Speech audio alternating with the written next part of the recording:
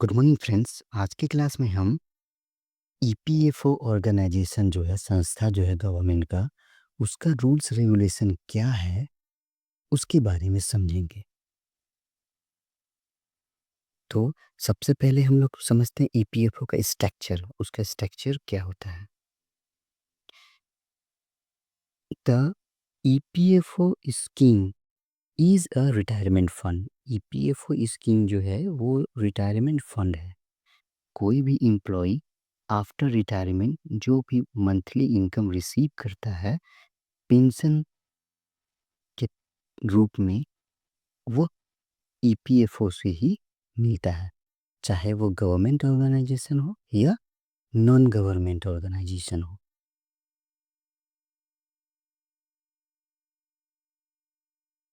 उसके बाद है इन्वेस्टमेंट बेनिफिट। इसके थ्रू हमें क्या इन्वेस्टमेंट बेनिफिट मिलता है। हमारे सैलरी से कुछ कुछ अमाउंट, पार्ट ऑफ पोर्शन काट करके जमा किया जाता है। कितना कटता है ये भी आगे आपको जानने के लिए मिलेगा। उसके बाद है 3 नंबर पॉइंट, पेंशन बेनिफिट। हमारा जो है इसमें पेंशन बेनिफिट होता है कि आफ्टर रिटायरमेंट हमें एक रेगुलरली मंथली इनकम पेंशन की तरह मिलता रहे। इंश्योरेंस बेनिफिट, इसमें एम्प्लॉय को इंश्योरेंस भी दिया जाता है ड्यूरिंग द पीरियड, यानी जॉब पीरियड के दौरान। अगर एम्प्लॉय के को कोई भी हादसा हो गया या डेथ हो गया या उसका हाथ पैर क्या हुआ, कट गया, तो सीरियस इंजरी हो गई, तो ऐसे केस में ईपीएफओ की तरफ से उसे इंश्योरेंस भी दिया जाता है। उसके बाद यूएएन। यूएएन का फुल फॉर्म होता है यूनिवर्सल अकाउंट नंबर। ये एक अकाउंट नंबर होता है जो कि हर एक एम्प्लॉय को प्रोवाइड किया जाता है ईपीएफओ के तरफ से, जो उसके एम्प्लॉय आईडी में होता है। इसी से वो अपने सारे बैलेंस, अमाउंट और ईपीएफओ में कितना ट्रांजैक्शन हो रहा है, एम्प्लॉयर कितना जमा कर रहा है, वो सभी देख पाते हैं। तो यूएन का फुल फॉर्म भी एग्जाम में आ सकता है। नेक्स्ट, अब हम लोग देखते हैं कंट्रीब्यूशन, ईपीएफओ का कंट्रीब्यूशन, कि हमारा एम्प्लॉय प्रोविडेंट फंड में कंट्रीब्यूशन कितना होता है। Most company use a cost to company, यानी उसे बोलते हैं सीटीसी। सीटीसी का फुल फॉर्म होता है कॉस्ट टू कंपनी, की एक एम्प्लॉय को हायर करने में कंपनी को कितना कॉस्ट बेयर करना पड़ता है, उसे सीटीसी से एज्यूम किया जाता है। मॉडल फॉर सैलरी, सीटीसी एक सैलरी का मॉडल है, which means the several components, जिसमें सीटीसी में सेवरल कंपोनेंट सैलरी का मिला हुआ रहता है। क्या क्या है? इंश्योरेंस, मील, यदि किसी को लंच अलाउंस मिलता है ऑफिस की तरफ से या ब्रेकफास्ट अलाउंस मिलता है, तो वो सभी क्या है सीटीसी में इंक्लूड होते हैं। Gratuity are deduct from the total, मतलब उसके टोटल सैलरी से डिडक्ट किया जाता है ग्रेजुएटी। और पीएफ भी।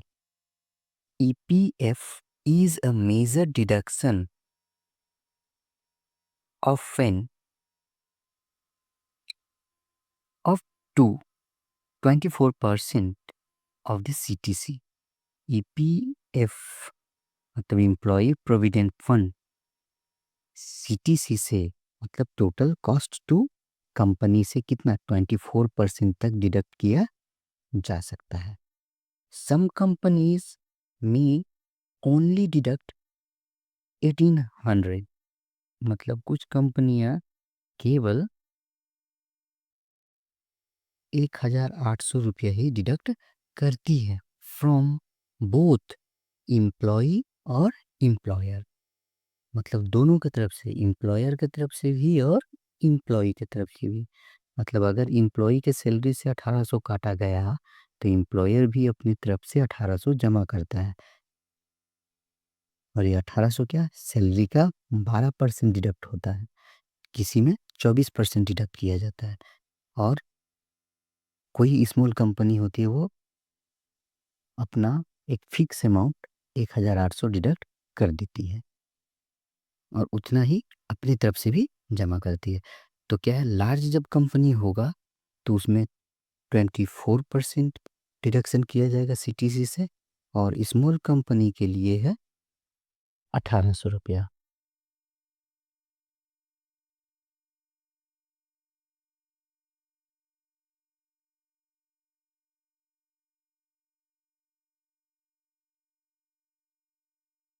अब देखते हैं ईपीएफ कंट्रीब्यूशन, ईपीएफ का कंट्रीब्यूशन कैसे किया जाता है, मतलब कैसे हम किसी कंपनी में ईपीएफ के रूल्स को इम्प्लीमेंट करेंगे, लागू करेंगे। फॉर कंपनीज विथ 20 एम्प्लॉयज, ऐसे कंपनी जिसमें 20 एम्प्लॉयज हो या 20 से ज़्यादा हो, तो वह उस कंपनी में ईपीएफ मैंडेटरी हो जाएगा।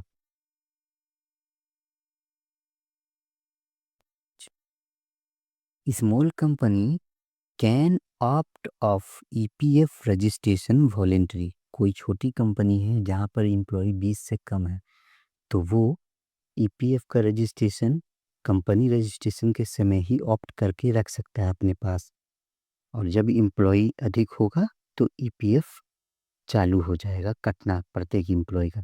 लेकिन एक बार अगर एम्प्लॉय 20 पहुंचा, सपोज दैट एक साल, तो ईपीएफ कटना चालू हो गया, उसके बाद एक साल बाद वहाँ से 5 एम्प्लॉय छोड़ के चले गए, अब उसके पास सिर्फ 15 एम्प्लॉय है, तो ईपीएफ बंद नहीं होगा। एक बार अगर स्टार्ट हो गया कटना तो जब तक कंपनी एग्जिस्ट करेगी तब तक उसका ईपीएफ कटेगा उस कंपनी में सारे एम्प्लॉय का।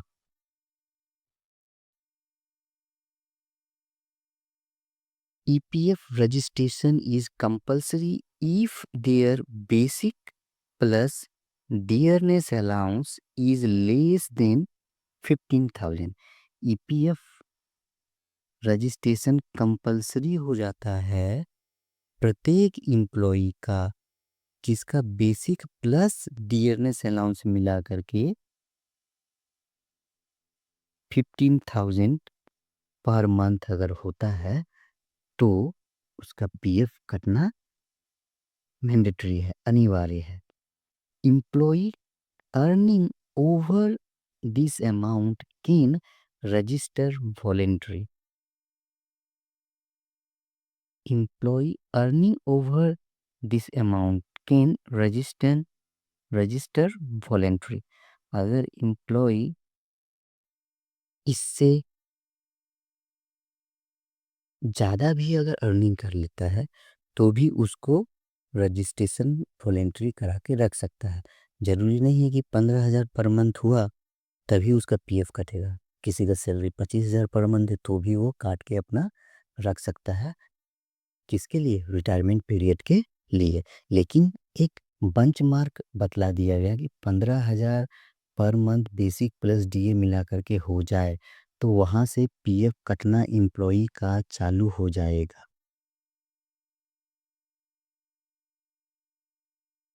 PF contribution are share between employer और एम्प्लॉय। पीएफ कंट्रीब्यूशन एम्प्लॉयर और एम्प्लॉय दोनों के बीच शेयर किया जाता है। ये मैंने एक माइंड मैप से भी अच्छी तरह से क्लियर कर दिया पॉइंट वाइज, जिससे आपको आसानी हुई समझने में।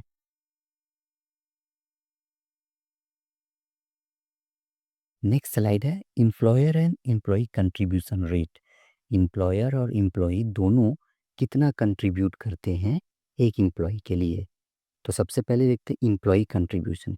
एम्प्लॉय का कितना होता है, 12% ऑफ बेसिक सैलरी का 12% कटता है, plus DA mandatory for companies with 20 plus employee, और इसके साथ डीए भी ऐड होता है। मैंडेटरी होता है उन कंपनियों के लिए जिसमें 20 से अधिक एम्प्लॉई हो या 20 हो। फॉर स्मॉलर कंपनी, छोटी कंपनियों के लिए employees can contribute up to 10%। अगर कोई छोटी कंपनियां हैं तो उसमें एम्प्लॉई सिर्फ 10% कंट्रीब्यूट कर सकती है। एम्प्लॉयर कंट्रीब्यूशन क्या होता है? Match the employees contribution at 12%। However, जो भी हो, एम्प्लॉई का जितना कटता है उतना तो एम्प्लॉयर को जमा ही करना पड़ेगा। अगर एम्प्लॉई के सैलरी से 12% पीएफ डिडक्ट किया जा रहा है तो एम्प्लॉयर भी अपनी तरफ से एम्प्लॉई के अकाउंट में 12% डालेगा सैलरी का। And the contribution can exceed 12% if manually agreed upon the both parties। चाहे तो एम्प्लॉयर और एम्प्लॉई 12% से ज़्यादा काट के भी जमा कर सकते हैं, लेकिन इसमें दोनों पार्टी को एग्री होना होगा। एम्प्लॉई भी बोलेगा हम अपना सैलरी से ज़्यादा परसेंटेज कटा के जमा करेंगे, और एम्प्लॉयर भी अगर राजी हुआ उतना परसेंट अपनी तरफ से देने के लिए तो। लेकिन जनरली ऐसा कंपनी में फॉलो नहीं होता है।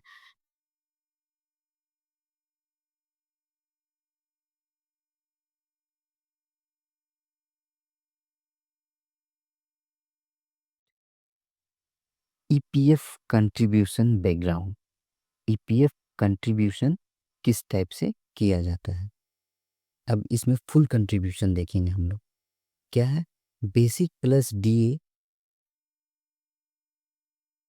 पर 12% कैलकुलेट किया जाता है, एक ये नियम है। दूसरा नियम है मिनिमम 1800 डिडक्ट किया जाएगा। Where does the EPF money deposit?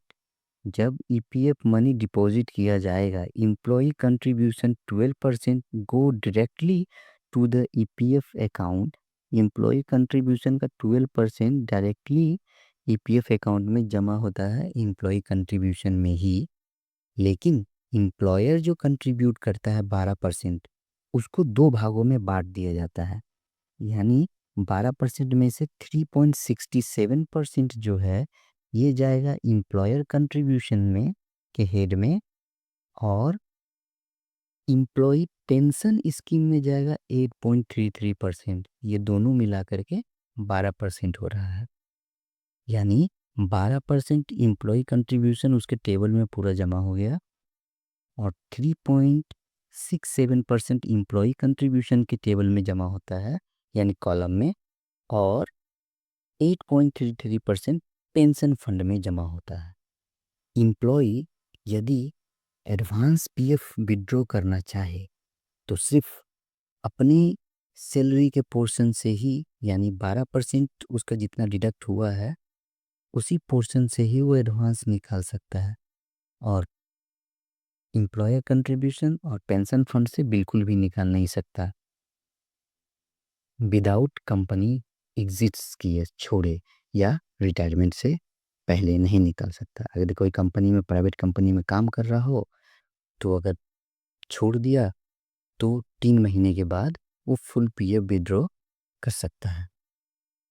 लेकिन अगर एक कंपनी से काम छोड़ा और दूसरा कंपनी में काम पकड़ लिया और उसका वहाँ पे पीएफ कट के जमा हो गया, तो भी एम्प्लॉयर एम्प्लॉय का शेयर विड्रॉ नहीं कर पाएगा।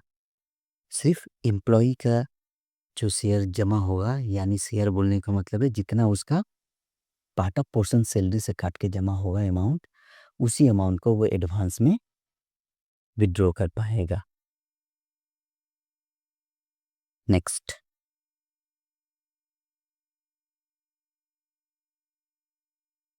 Employer contribution to EPF. Employer contribution EPF में कितना होता है? पहला रूल था क्या, जितना एम्प्लॉय का से परसेंटेज डिडक्ट होगा उतना परसेंट एम्प्लॉयर को भी पीएफ में जमा करना पड़ेगा। यानी 12% अगर एम्प्लॉय से काटता है तो 12% उसको अपनी तरफ से जमा होगा। लेकिन इसके अलावा भी 1% का एडिशनल चार्ज एम्प्लॉयर को पे करना पड़ता है, जिसमें 0.5% जाता है बेसिक प्लस डीए का। कहाँ पे? ईडीएलआई, एम्प्लॉय डिपॉजिट लिंक इंश्योरेंस। जितना पैसा डिपॉजिट होता है उसका एक अलग से इंश्योरेंस होता है जिसमें 0.5% एम्प्लॉयर को जमा करना पड़ता है। और 0.5% काटता है ईपीएफ डिपार्टमेंट एम्प्लॉयर से एडमिनिस्ट्रेटिव चार्जेस, उसका पोर्टल का खर्चा, मेंटेनेंस का खर्चा 0.5% करके प्रत्येक एम्प्लॉय काटता है। तब यहाँ पे क्या हुआ, एम्प्लॉई को 12% जमा करने पड़ रहा है सैलरी से डिडक्ट करके, और एम्प्लॉयर को कितना परसेंट, 13% जमा करने पड़ रहा है। ईपीएफ का टैक्स बेनिफिट क्या क्या होता है। हम यदि पीएफ में अपना अमाउंट जमा कर रहे हैं तो उसमें हमें 80C में 1.5 लाख तक का डिडक्शन मिल सकता है। लेकिन कब, जब ओल्ड टैक्स रिजीम में अपना टैक्स फाइल करें तो। न्यू टैक्स रिजीम में कोई डिडक्शन नहीं मिलता। ये सब सिर्फ 4 ही डिडक्शन मिलते हैं, वो अभी का पॉइंट नहीं है, वो बाद में कभी क्लियर किया जाएगा। दूसरा क्या है, employer contribution capped at 7.5 lakh combined with NPS. Employer contribute कर सकता है कितना एम्प्लॉय के बिहाफ में, सिर्फ 7.5 लाख, यानी 7,50,000 रुपया। दोनों कंट्रीब्यूशन मिला के एक ईपीएफ में भी जमा कर सकता है और एक एनपीएस स्कीम के तहत, नेशनल पेंशन स्कीम के तहत भी एम्प्लॉयर पैसा जमा करता है। ये खास करके गवर्नमेंट एम्प्लॉय को ज़्यादा मिलता है, तो इसका भी डिडक्शन हमें क्लेम किया जा सकता है, लेकिन 80C में ही किया जाएगा, टोटल 1.5 लाख ही मिला करके। Next, accrual stage, interest on employer contribution remain tax free. Interest on employee contribution above rupees 2.5 lakhs will now be taxed. Employer contribution पर जितना भी टैक्स मिलता है ईपीएफ की तरफ से, सॉरी इंटरेस्ट मिलता है ईपीएफ की तरफ से, तो वो इंटरेस्ट टैक्स फ्री होता है। लेकिन एम्प्लॉई के शेयर्स में जितना अमाउंट जमा है उस पर अगर उसको इंटरेस्ट मिला और वो अमाउंट बड़ा है, मतलब एट अ टाइम ऑफ मान लो 20 साल का एज में किसी को जॉब लगा और वो आप जब 50 साल का एज में हुआ तो उसका अमाउंट 1 करोड़ हो गया जमा। अब उस पर जो इंटरेस्ट अगर मिला ईपीएफ डिपार्टमेंट से, ईपीएफ में जो पैसा जमा रहता है उस पर कंपाउंड इंटरेस्ट चार्ज किया जाता है और कंपाउंड इंटरेस्ट ही हमें मिलता है। तो अगर वो इंटरेस्ट 2.5 लाख यानी 2.5 लाख से ज़्यादा हो गया तो फिर एम्प्लॉय के हैंड में क्या हो जाएगा, टैक्सेबल हो जाएगा। Maturity stage, withdrawal remaining tax free after 5 continuous year of service. यदि 5 साल लगातार कंटिन्यूअस ईयर ऑफ सर्विस करेगा तो जितना विड्रॉवल होगा वो टैक्स फ्री होगा। सिर्फ विड्रॉवल, इंटरेस्ट का बात नहीं किया गया। अगर इंटरेस्ट 2.5 से ज़्यादा हुआ तो टैक्सेबल होगा ही होगा। सपोज डेट आपका 10 लाख रुपए जमा है और 5 साल आपने कंटिन्यू ड्यूटी किया, छठा साल में आपको दरकार हुआ, वहाँ से आपने 6 लाख रुपए निकाल लिया, तो वो 6 लाख रुपए जो आप पीएफ से निकाल रहे हैं वो एग्जम्प्टेड होगा, उसमें टैक्स नहीं लगेगा। लेकिन उसका इंटरेस्ट का बात नहीं बोला गया है। पीएफ पर अगर इंटरेस्ट मिला और इंटरेस्ट 2.5 लाख से ज़्यादा हुआ तो एम्प्लॉय के हैंड में टैक्सेबल होगा ही।